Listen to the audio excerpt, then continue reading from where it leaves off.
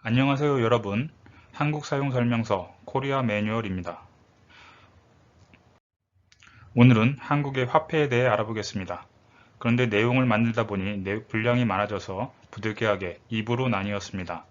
1부는 지폐의 종류와 도안에 대해 알아보고 2부는 가장 중요한 지폐의 위조 방지 장치들과 위조 시 받게 되는 처벌에 대해 알아보도록 하겠습니다. 자, 그럼 출발! 한국의 화폐 단위는 원입니다. 2019년 한국은행의 조사에 따르면 개인이 지갑 속에 보유하고 있는 현금은 평균 5만 3천 원으로 이는 2017년 조사보다 2만 7천 원 감소한 것이라고 합니다. 2020년 9월 8일 현재 환율이 미국 1달러당 한국동 1191원이므로 5만 3천 원은 약 44.5달러에 해당됩니다. 이 돈은 서울의 동과 서를 끝에서 끝까지 택시로 이동했을 때의 택시비 또는 서울시청에서 출발하여 남쪽으로 약 40km 떨어진 수원시청까지의 택시비가 약 5만원 내외임을 감안하면 비상금의 목적이라 할 것입니다. 즉, 한국인들은 수중에 현금을 많이 가지고 다니지 않고 대부분의 결제는 신용카드로 하고 있습니다. 한국인의 지급수단들. 첫 번째는 현금입니다. 지폐와 동전을 말합니다. 위 조사에 의하면 한국인들은 건수 기준으로 26.4%, 금액 기준으로 17.4%로 현금을 지불수단으로 사용하고 있습니다. 또한 1만원 미만의 결제 시 현금이 가장 선호되는 지불수단이었습니다. 두 번째는 신용카드입니다. 상품이나 서비스의 대금을 약 한 달 정도 후에 지불할 수 있도록 미루는 신용 판매 카드입니다. 보통 은행을 통해 신청하고 은행의 심사 후 발급됩니다. 한국인들은 건수 기준 43.7%, 금액 기준 53.8%로 신용카드를 지불 수단으로 사용하고 있어 그 어떤 방식보다 월등히 신용카드의 이용이 많았습니다. 특히 구매 금액이 커질수록 다른 지불 수단보다 신용카드의 결제 비율이 증가했습니다. 세 번째는 체크카드와 직불카드입니다. 신용카드와 사용 방법이나 실물 모양은 같으나 은행 예금의 잔액 범위 내에서만 사용이 가능합니다. 건수 기준 19.2%, 금액 기준 15.3%를 차지했으며 신용카드 이용과 합할 경우 전체의 약 70%였습니다. 네 번째는 계좌이체입니다. 현금을 실물로 건네주는 대신 돈을 지급할 사람의 예금 계좌에서 받을 사람의 예금 계좌로 송금하는 방식입니다. 전체의 10% 이내의 이용도였고 2014년 조사와 대비하여 약 절반 정도로 줄어들어 있는 것으로 나타났습니다. 마지막은 모바일 카드입니다. IC 칩을 휴대전화에 탑재하여 신용카드 기능과 휴대폰 기능을 함께 쓸 수 있는 카드입니다. 5% 이내의 점유율이나 서서히 증가하고 있는 것으로 나타났습니다. 자, 이제 본론으로 들어가서 지폐의 종류에 대해 알아보겠습니다. 첫 번째, 5만원권. 2009년 최초로 발행되었습니다. 화폐의 모델은 신사임당입니다. 신사임당은 1504년 강원도 강릉의 오죽헌에서 5딸 중 둘째로 태어났습니다. 어릴 때부터 영특했던 그녀는 강릉 오죽헌에 살 때 자신의 당호를 사임당이라고 지었습니다. 이 당호에는 고대 중국의 현모양처로 알려진 태임을 담겠다는 뜻이 담겨 있습니다. 태임은 준하다 문왕의 어머니로 태교를 처음으로 실천했던 여성이었습니다. 어린 시절부터 아버지와 외할아버지로부터 글과 그림을 배운 신사임당은 조선시대 여성답지 않게도 한학에 정통하였고 시와 그림에 특별한 자질을 보였습니다. 19세 때인 1522년에 22살에 이원수와 혼인하여 시댁인 서울이 아닌 강릉에서 살기로 하였으나 그해 신사임당의 아버지가 돌아가시어 장례를 마친 3년 후 시댁으로 거처를 옮기게 됩니다. 신사임당은 이원수와 사이에 5남 3녀를 두는데 그중 셋째 아들이 5천원권 화폐의 주인공인 귤곡 이이입니다. 2007년 한국은행은 여성 문화예술인의 대표적인 상징성이 있다 하여 그녀를 5만원권 도안인물로 선정합니다. 이로써 신사임당과 이이 모녀는 전 세계에서 최초로 화폐에 등재된 모녀가 됩니다. 두 번째는 만원권. 1973년 최초 발권되었고 현재의 도안이 쓰인 것은 2007년부터입니다. 원래는 1972년 발행된 5,000원권과 동시에 발행될 예정으로 화폐 도안에 불국사 및 석굴암을 넣어 대통령의 결재까지 받았으나 기독교계는 불교만 편애한다는 이유로, 불교계는 신성한 불상을 세속의 상징인 돈에 올릴 수 없다는 이유로 각각 반대하여 1년이 경과한 후에 발행하게 되었습니다.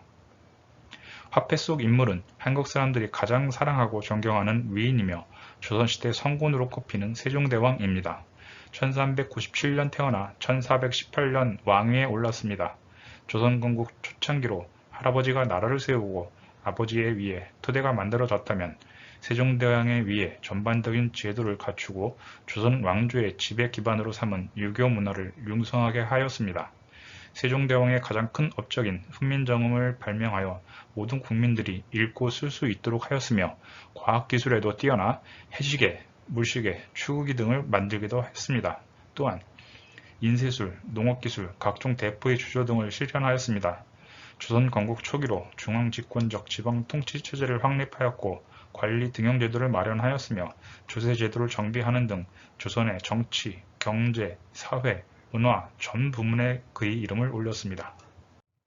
셋째, 5,000원권 1972년 최초로 발권되었고 현재의 도안은 2006년부터 사용되고 있습니다.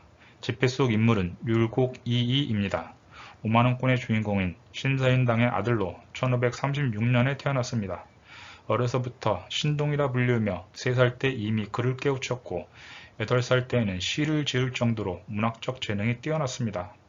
1548년인 13살에 진사 추시에 합격한 것을 시작으로 이후 9번의 시험에서 9번 장원급제를 한 것은 유명한 일화입니다. 동시대를 살았던 퇴계 이황과 함께 조선시대를 대표하는 천재 유학자로 자신의 철학을 적극적으로 정치에 반영하고자 하였습니다. 이이의 철학서상은 조선 중기 이후 근대에 이르기까지 이어져 현재에 이르고 있습니다. 마지막 1,000원권 최초 발행은 1975년입니다. 1만원권 및 5,000원권과 함께 준비되었으나 원판화를 준비하시던 분이 갑작스럽게 돌아가시는 바람에 늦어져 시기를 놓치게 되어 5,000원권과 1만원권의 출시 이후에 나오게 되었습니다. 현재 사용되는 지폐는 2007년에 발행되었습니다.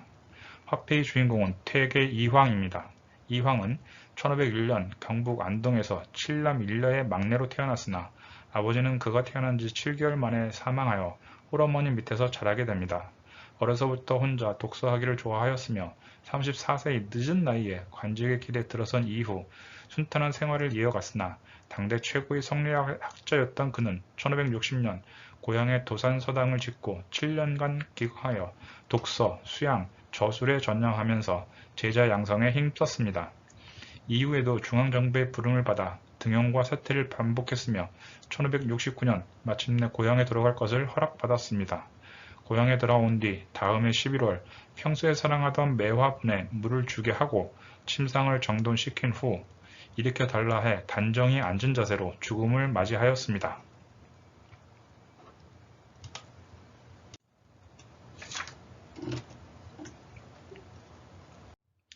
이제 지폐의 도안에 대해 알아보겠습니다. 5만원권입니다. 5만원권 앞면 첫 번째 그림은 묵포도도입니다. 묵포도도는 신사임당의 대표작으로 검은색 먹을 가지고 포도의 익은 정도를 표시하였습니다. 줄기들의 꼬인 모습은 실제 모습을 사진 찍어 놓은 듯 합니다. 두 번째는 초충도 자수병풍의 가지 그림입니다.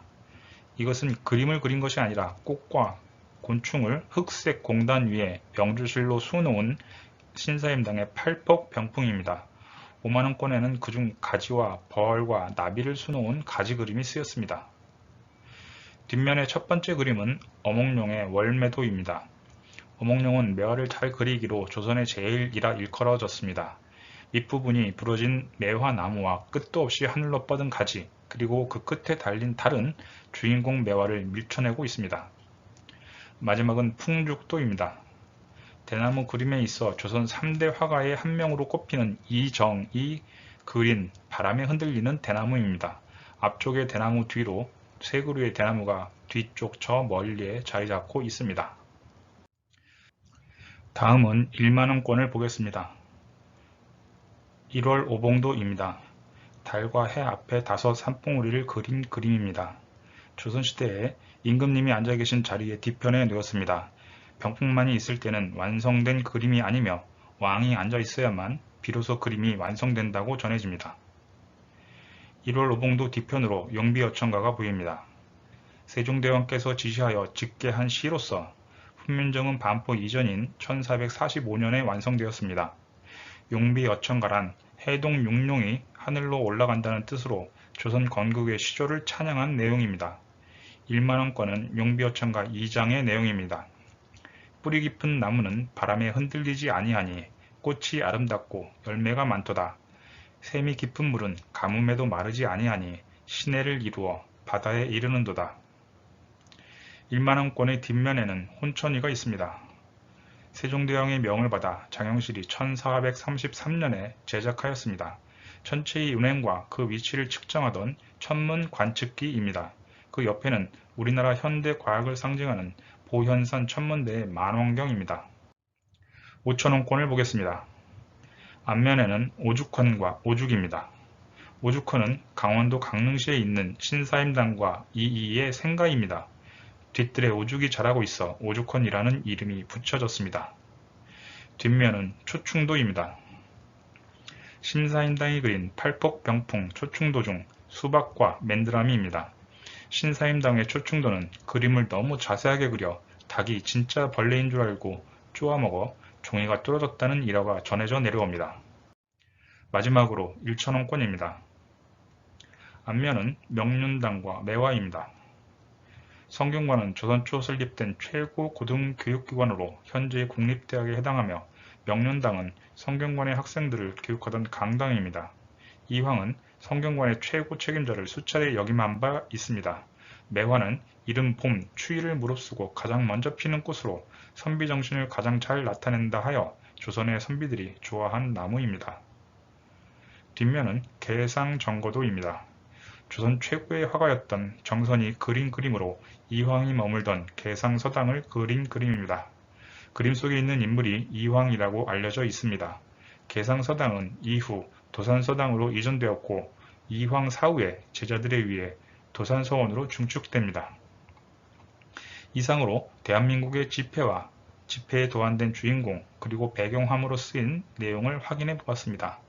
1부에 이은 2부는 지금까지 살펴본 지폐들의 위조를 방지하기 위한 각종 장치들을 알아보도록 하겠습니다.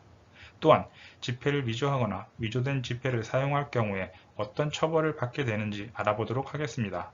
이번 컨텐츠의 핵심 내용이니 꼭 시청해 주시기 바랍니다. 그럼 다음 시간까지 안녕!